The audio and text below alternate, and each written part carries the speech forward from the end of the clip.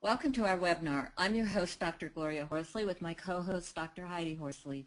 These shows are brought to you by the Open to Hope Foundation. We have a wonderful show today, Heidi. I'm very excited. Yeah, I can't wait. We are going to be talking with Michele Neff Hernandez about her experience of becoming a widow and the 10 things she's learned. Michele, tell us about your foundation. I talked about it a little bit, but what happened, what was your experience, and how did you start this wonderful foundation? Well, I was 35 years old, and my husband went out for a bike ride, the regular bike ride he went out on every Wednesday night with a friend of his.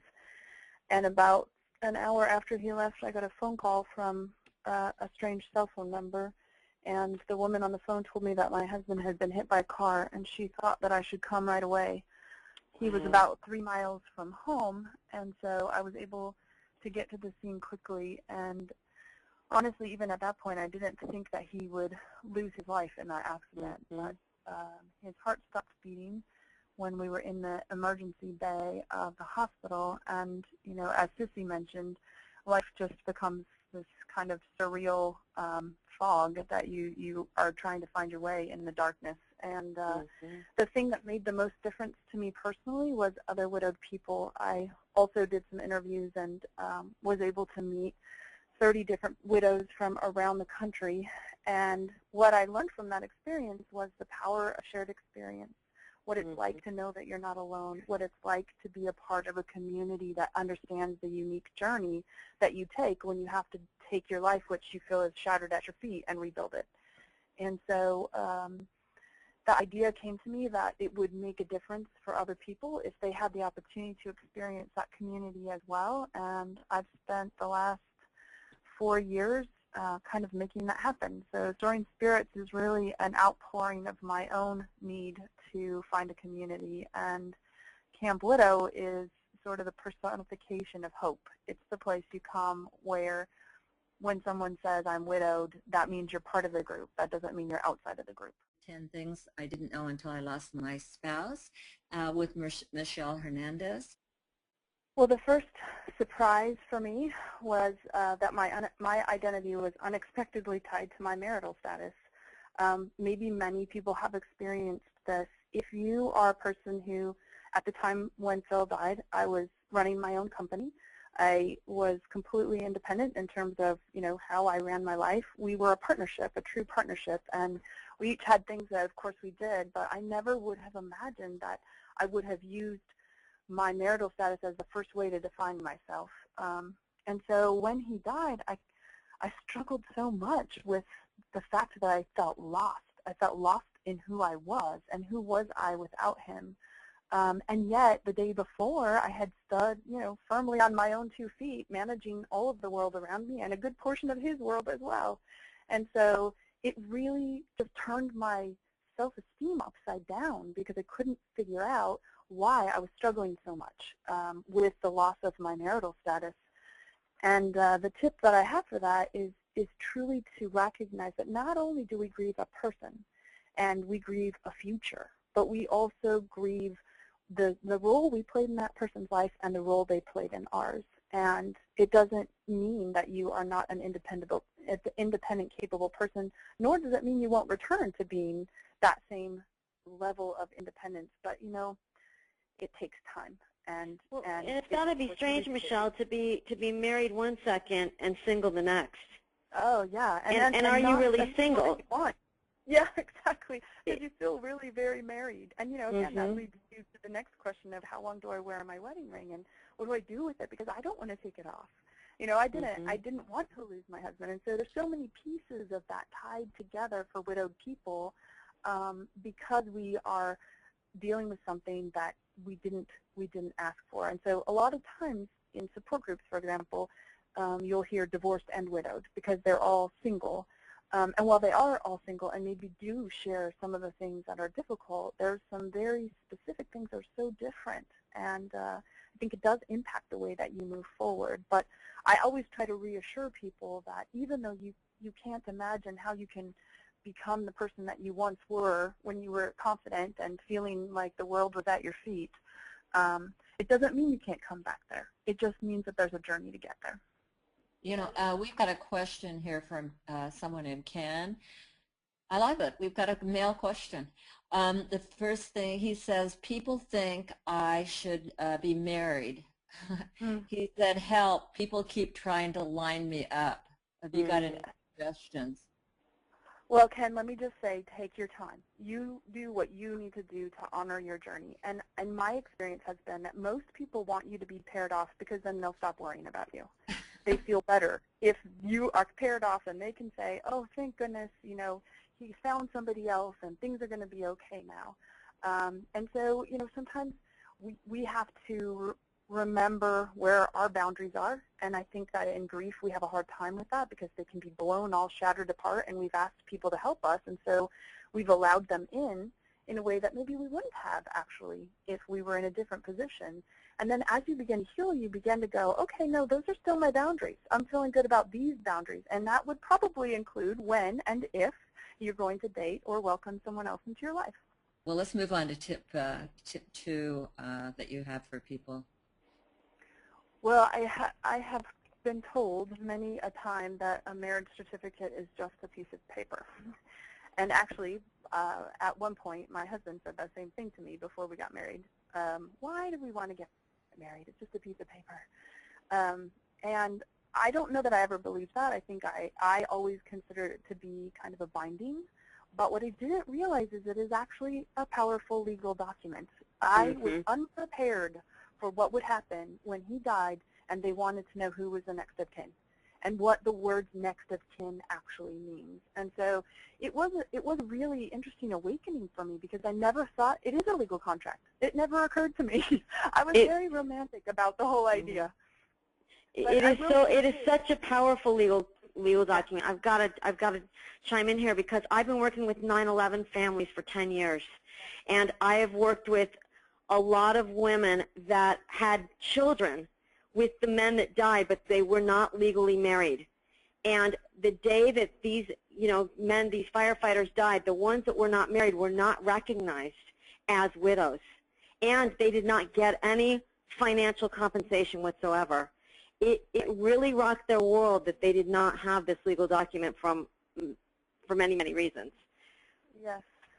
And, I tell people double and triple check. Check the benefits that are associated with being married because there are many, including Social Security, and, specifically if you share children. But if you don't have, so it's an interesting thought forward. I've heard people say, oh, we're not going to get married. And, it'll be okay. But I always say, what if he dies?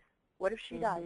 Because you can't, you can make some legal concessions for that, but I promise you, in the emergency room, the first thing they want to know is who's the next of kin. And I never would have thought of that before Phil died. Right. And even visiting somebody in the hospital and being able to get in there, if you're not legally connected, sometimes the hospitals don't allow it. I mean, there's just so many.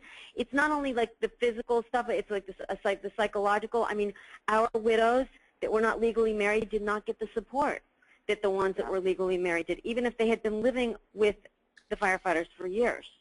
Right. Well, and there's another interesting thing about the word widow is that the only people I've ever met who wished they could hold on to that word widow is the people who were not married, because they are living the life of a widowed person, but they are not receiving the benefits. And one woman I know, her fiance's ashes were turned over to his family, and they came and took everything out of her home, because everything was in his name, and they weren't legally married, and she had absolutely no legal no way to have any legal recourse because they weren't married.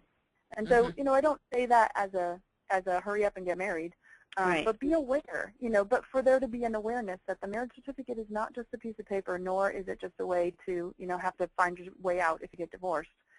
It is actually a powerful legal document. I like your next one, 3 on platitudes. Oh man, do we ever hear a lot of those?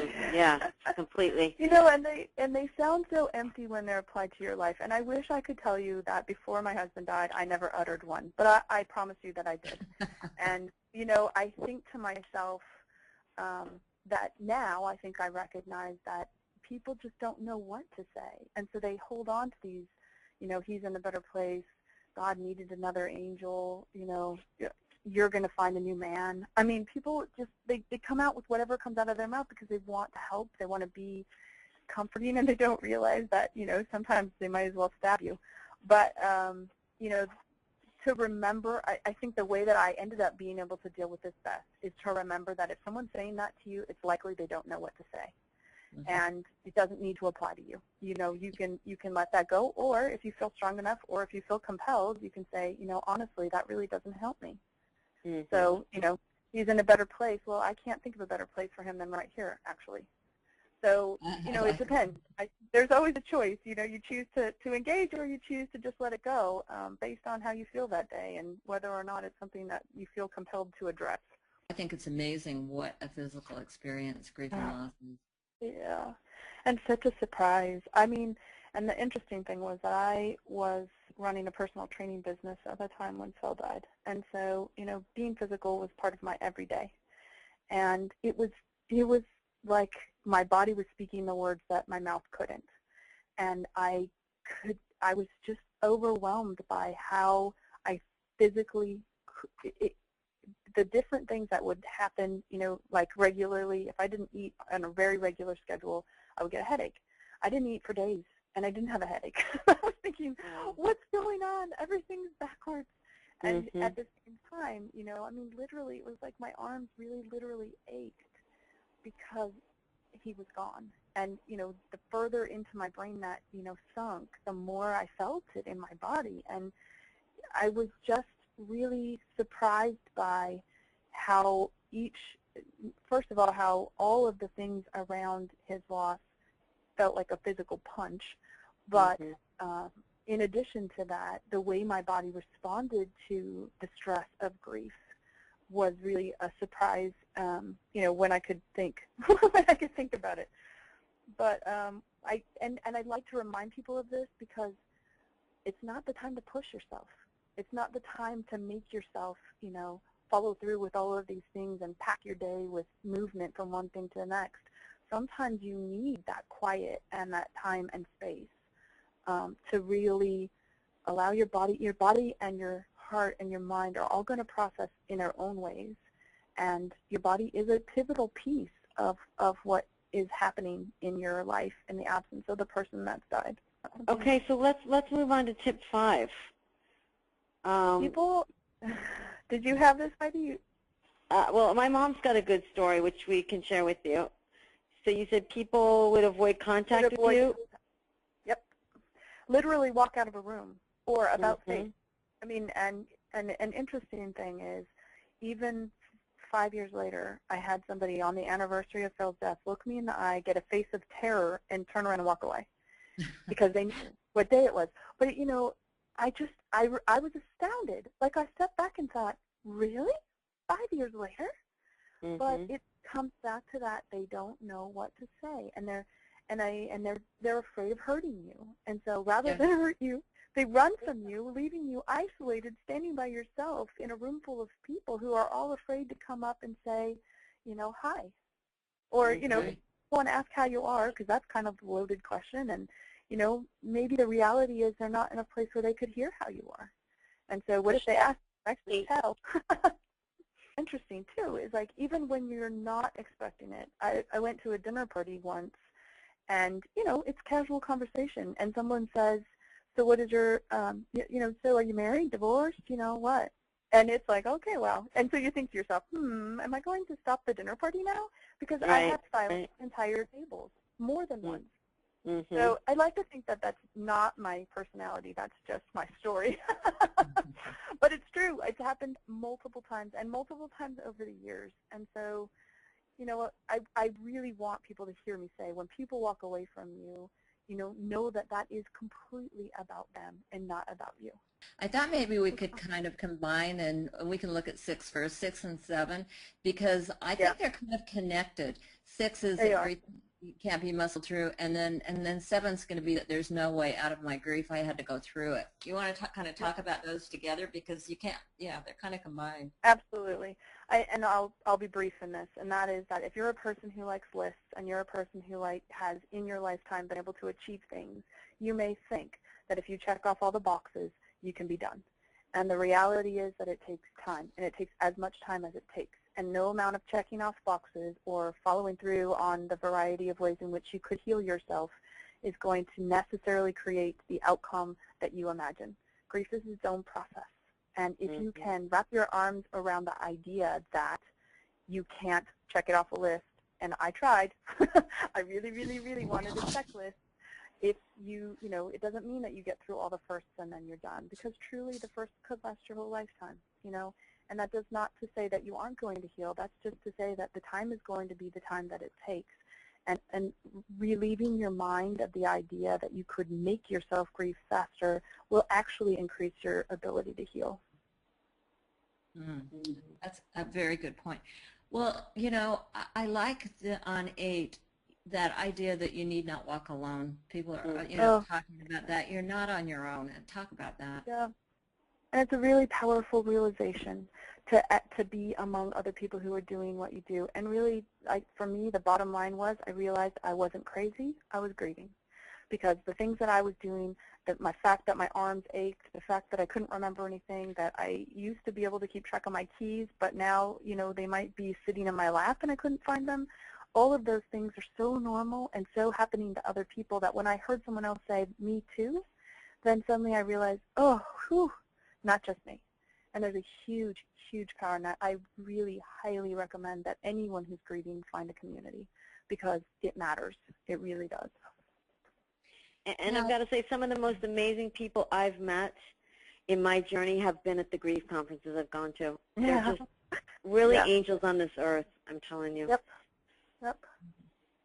So what about men? Do you think, what are they doing out there as far as this community goes?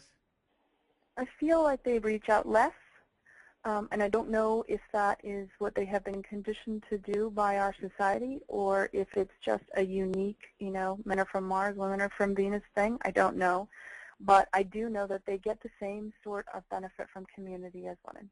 And so, you know, Camp Widow and Soaring Spirits will continue to reach out and make programs available to men so that they know that there's a place that they can come. Our Widowed Village program has a good majority of men, and they're connecting, they're finding a place, and I think it's a matter of continuing to put out there the different availability of programs.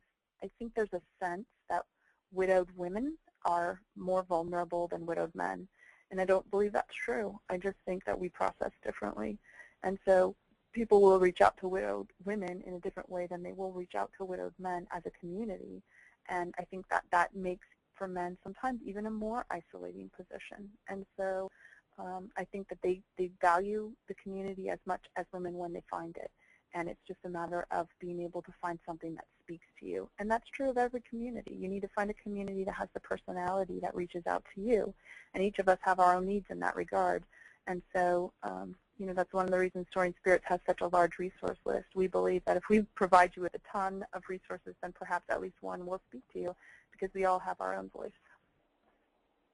That's great. Well, on tip 9, I want to go right to a question with this rather than starting with this, because I think it's important. You're talking about friendships. We've got a question from Wendy, and she says she's 40 years old, and her married friends early on invited her a couple of times out, but after that she kind of got this strange idea sometimes that they felt like their husbands were vulnerable to her because she was a widow.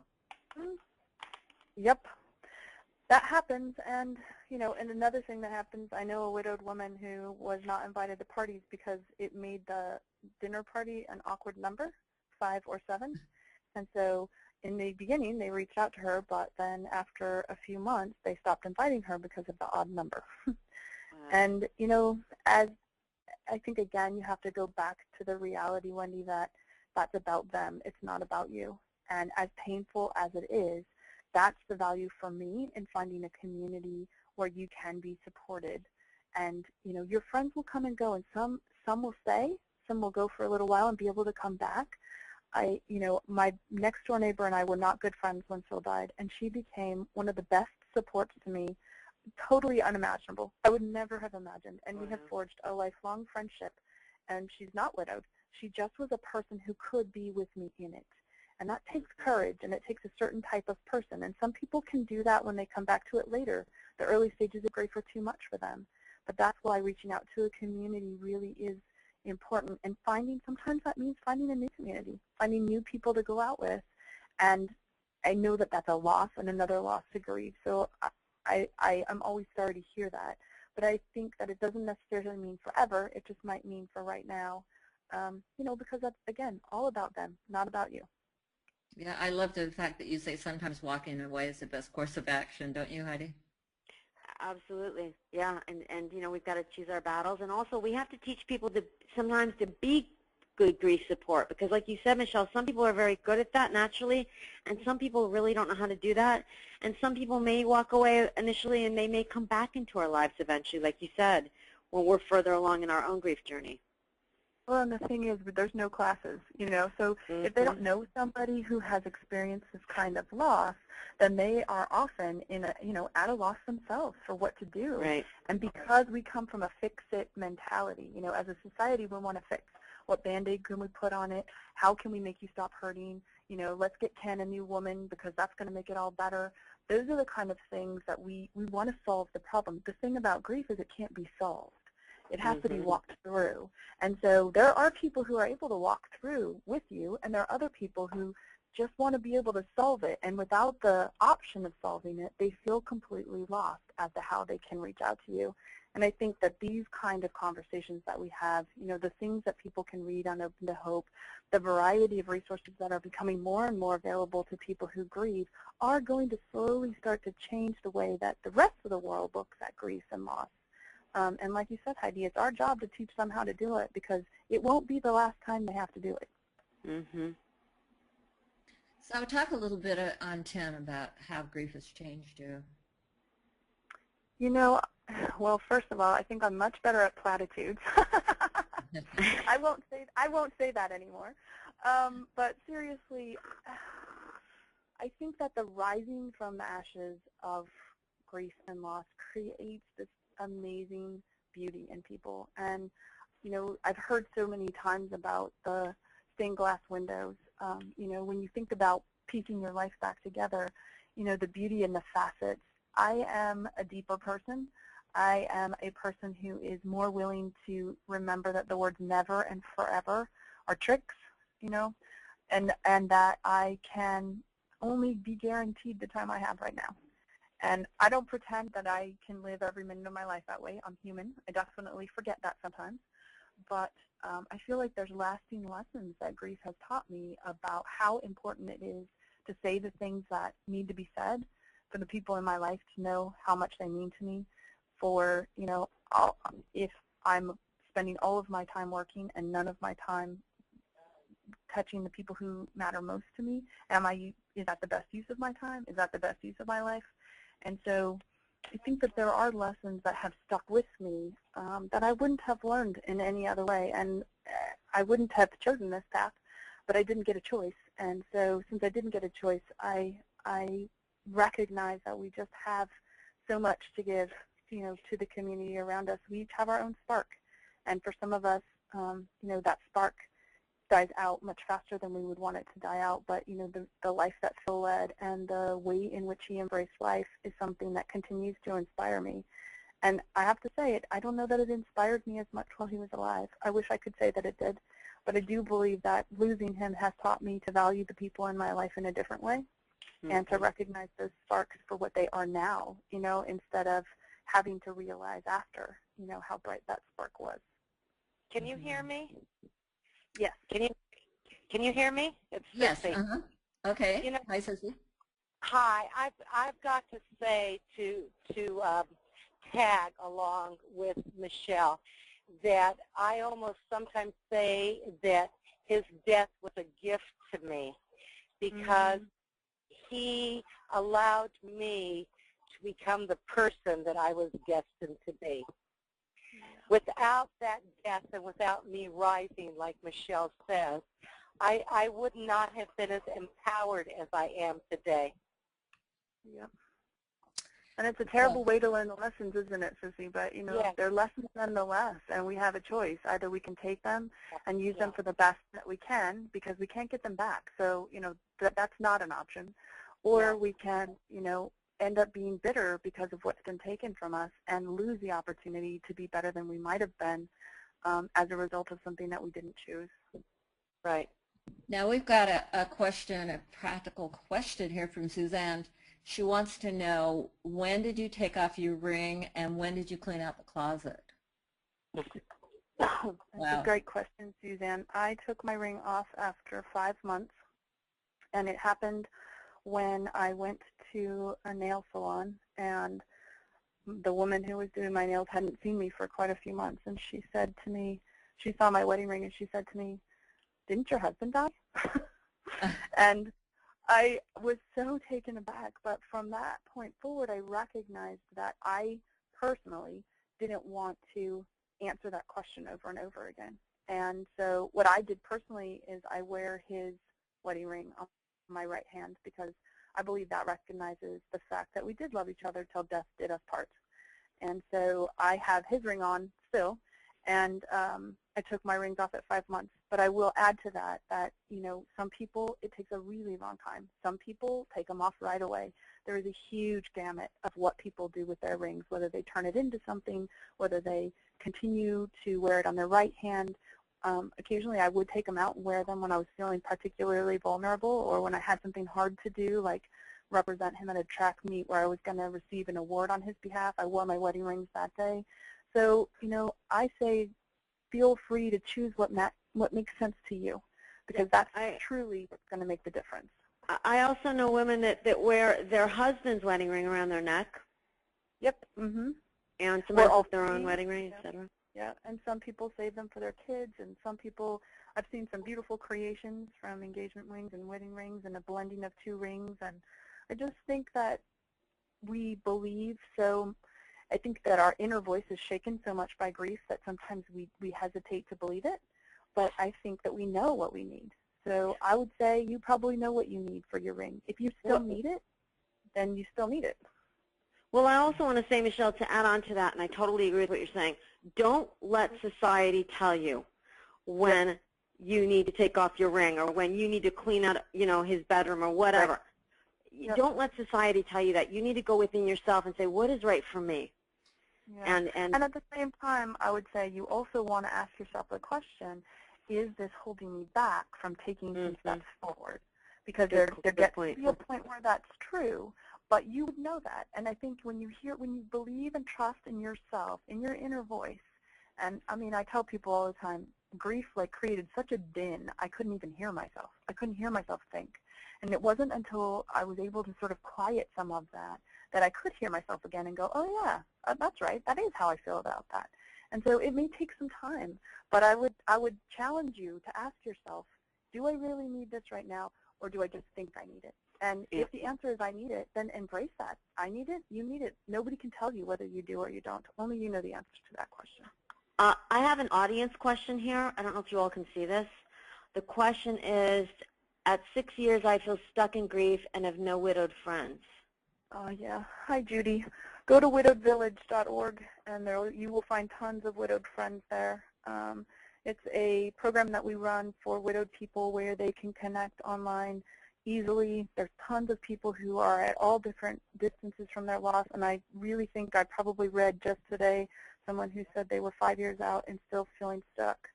And I would say this, you know, you can choose what small steps to take forward.